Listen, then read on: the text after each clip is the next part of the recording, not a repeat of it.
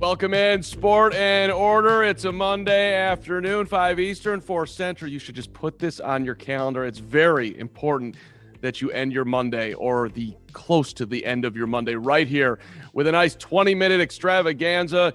Two contestants today, both out of Indiana University. They just have been talking for 10 minutes about the great Hoosier basketball squad and how everything is turning up Indiana. First up, senior writer, the big lead, Ryan Phillips, at Rumors and Rants on Twitter, co-host of Assembly Call. Thank you very much. Ryan, welcome back to Sport and Order. Good to have you, sir. Always great to be back with you, Carm. Coming off the tournament championship. So this is might be a little rusty. I've been relaxing, a little vacation, and I'm ready to go. It's true. I buried the lead, our first ever tournament champion, but facing an upstart today, host, analyst, editor, SI Gambling, SI Fantasy, the one and only straight out of Glencoe, Illinois, at Benny Heist. Ben Heisler, welcome to Sport and Order. It's a privilege to have you, sir. It is a privilege to be here, Carm. I can't believe I'm going up against a tournament champion, but if I have to go up against a tournament champ, I'd rather have it be someone from the great Indiana University. So let's go, Ryan. Let's go. Let's do it. Make this I'm happen. down. All right, we got 7 questions on the board. First 1 to 4 will be your winner. 30 seconds each to debate their fine answers on this Sport and Order Monday. We've got topics all over the place from the NFL draft to baseball, and we'll wrap up with some NBA today. But we will start with the ruckus that is going on in the NFL. And Ryan, we'll start with you. Aaron Rodgers, my guy, he wants changes, or he's threatening to no longer play football for the Green Bay Packers. He wants the general manager fired. Brian Gutekunst, he wants him out. Question, a very simple one here. Should the Packers align with Aaron and send their GM on his way? What do you do? Go ahead. Every time you pick Aaron Rodgers, I'm sorry. He's the greatest player in franchise history, a 3-time MVP coming off statistically one of his best seasons. He's 37, wants to be like Tom Brady and play into his mid-40s. He's got years left if he wants them. And frankly, he has a right to be ticked off. In their last, and now after this draft, their past 10 first-round picks, 9 have been defensive players. The one offensive player was Jordan Love, the quarterback to replace him. He has a right to be upset. They have holes at offensive line, wide receiver, whatever. He's asking for help. They haven't given it to him. And Gutekunst has been there for since 2012. He's not new on the job, and he hasn't helped them. Partnering with your best talent is a skill. Perhaps the GM not exactly doing a great job there. Ben, you got a different angle on this one, or are you going down the same path? Yeah, I do have a different angle than Ryan. I think, yes, he might have been there since 2012, but he wasn't in the general manager seat. I'm not going to hold him accountable for the moves that happened over those previous 7 years. I do think the Packers have to at least consider the possibility of siding with their general manager here. You're right. They've only had one offensive draft pick in the first round since 2012. But think about the picks that Gutekunst has actually made. 2018, Jair Alexander, one of the best corners in the NFL. You have Rashawn Gary the following year. Darnell Savage. These are all quality players on Green Bay, and we still don't know what to expect out of Jordan Love. And if we're talking about Aaron Rodgers chasing Tom Brady, I suppose that's worthy of discussion, but he is still 38. And if you look at his numbers over the previous 3 years up until last year, they were on the decline. He was only averaging about 263 yards per game. I'm going to ding out the heist, but this is I don't agree with Ben at all, but this was a very strong defense. But you lost me at the end, where you're basically punting that Rodgers is going downhill when he just won the damn MVP, and who knows when he's really going to fall off. And punting, Heisler's really pissed off. I like it. Well, maybe if he had better players, he'd be better in those 3 years before. Yeah, he was going down, and then all of a sudden he has a revelation. Gutekunst was doing what we all were saying out loud, but he actually acted on it. I'm giving the point to Phillips because, come on, you orient to your best player. Ben, you should have known this. If you had referenced Jordan over Krause, I would have given you the damn point, because you give me that Bulls history right there. Stay with Aaron, even if it's wrong, you're still right. But hey, good. We'll see what happens. By the way, if I find the whole thing fascinating. 1-0, Ryan. As we go to question 2, and yes, we're not going to know for a couple of years at least who won, who came up short in the 2021 NFL draft, but we're going to do both sides here. First, on the plus side, go on record for me, Ben Heisler. Who will come out as the biggest winner from, of course, another wild and willy NFL draft extravaganza? Who had the best NFL draft across the NFL? What do you got?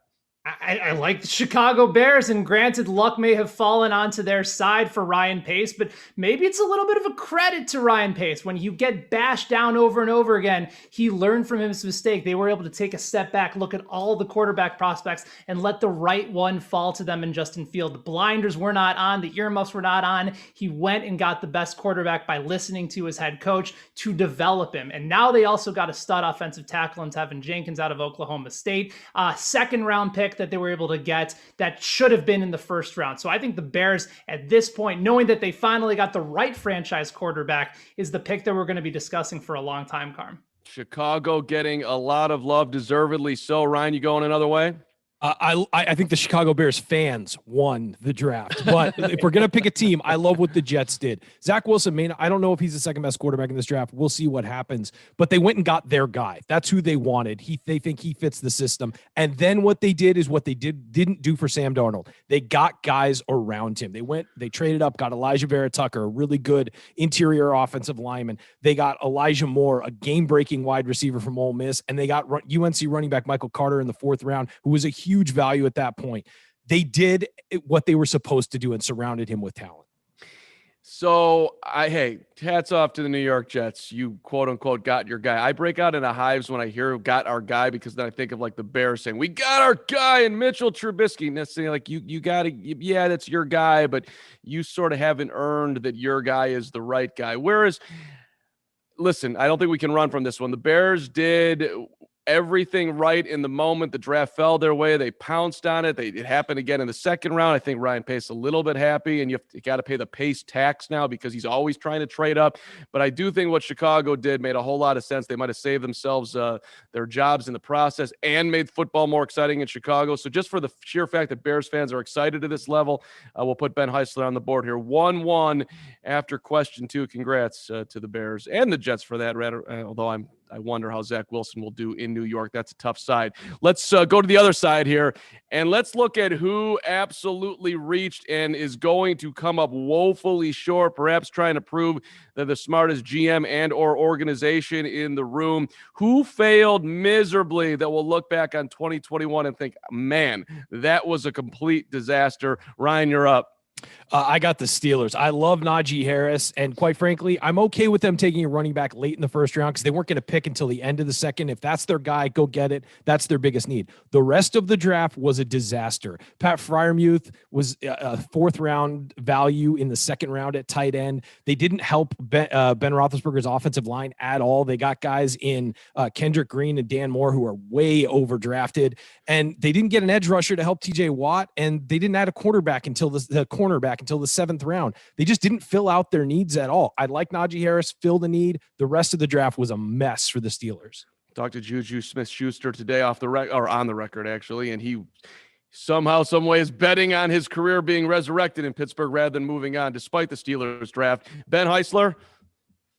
Yeah, I think the Steelers are a good pick. If I had to choose a couple other teams, though, the Houston Texans, boy, what an embarrassing mess of a train wreck that organization continues to be. They go and make their first selection in third round, Davis Mills, a quarterback who's still a year or two away from being a year or two away from that Fran Fraschilla line that we all still remember. And the thing about them is that there's just no understanding of what they need to really improve on, which was the defensive side of the ball. The Texans were one of the worst secondaries in all of the NFL last year, continuing to give up gameplay after gameplay deep in the secondary. And so they made no efforts to try and address that. They made a couple moves on the offensive side of the ball. I know it's hard to evaluate them without having a first and second round pick, but when you make some of those trades to put yourself in a position where you're in this spot, you have to make some needs to try and address some of those bad situations on the team.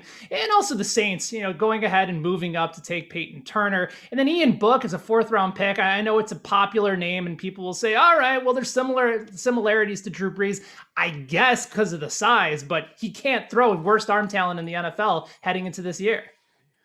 Good run by Heisler through the Texans and the Saints. I got to admit, my number one pick, though, was the Steelers. I thought Pittsburgh just looks like you should go into rebuild mode. What are you doing over there? And your draft doesn't make sense either. So I give them a big D- in the Carm draft grades. I didn't love what Houston did either, but they were, as you just underlined, Ben, they were coming from behind here though with the late round start. So we'll put Phillips up here 2-1 as we go to question 4.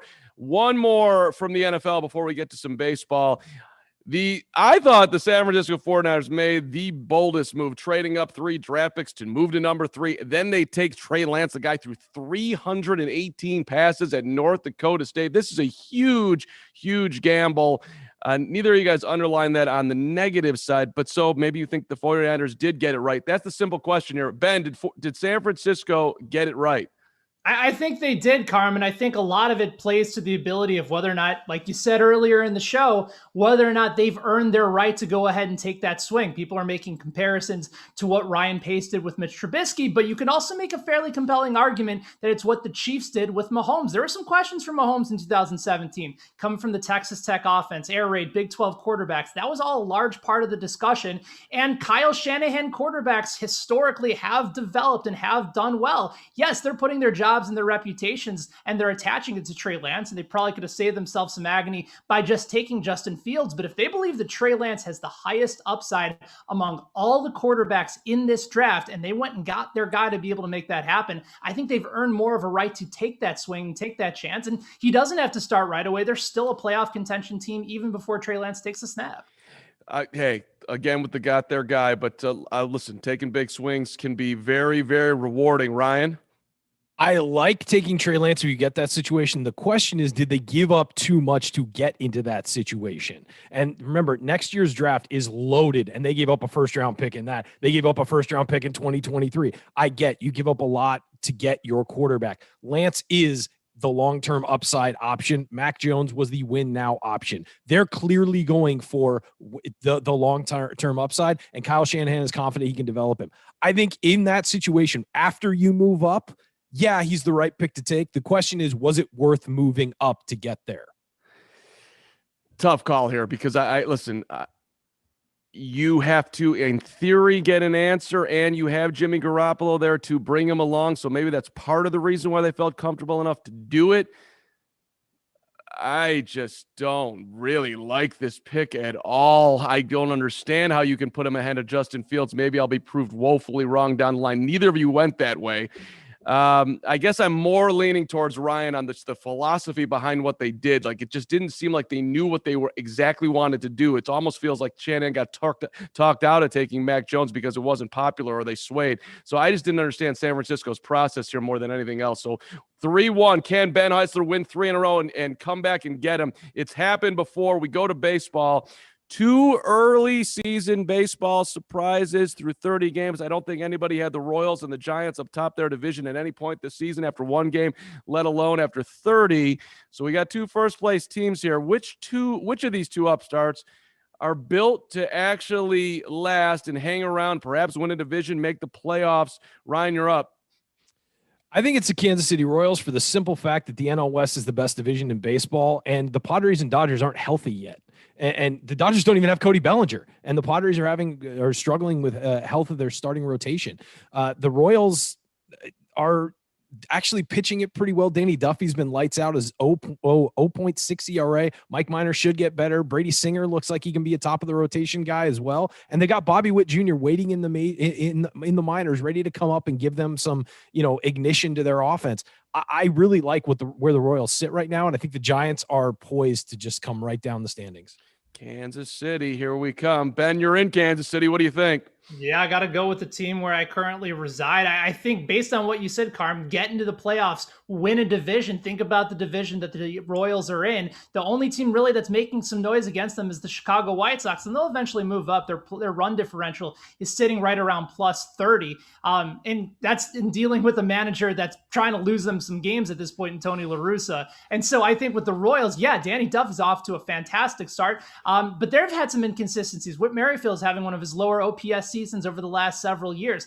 Carlos Santana's been a nice addition for them. And their bullpen, their much aligned bullpen with Wade Davis and Greg Holland hasn't gotten back to that point yet, but they're starting to show signs in the right direction. You hang around in a winnable division, it's just not going to be the same for the Giants, who, yes, they're pitching really well, but that's always been a trademark of what they do. They're not going to be able to contend with San Diego. They're not going to be able to contend with the Dodgers, even if they get everybody healthy. It's the Royals, and they have a chance to hang around.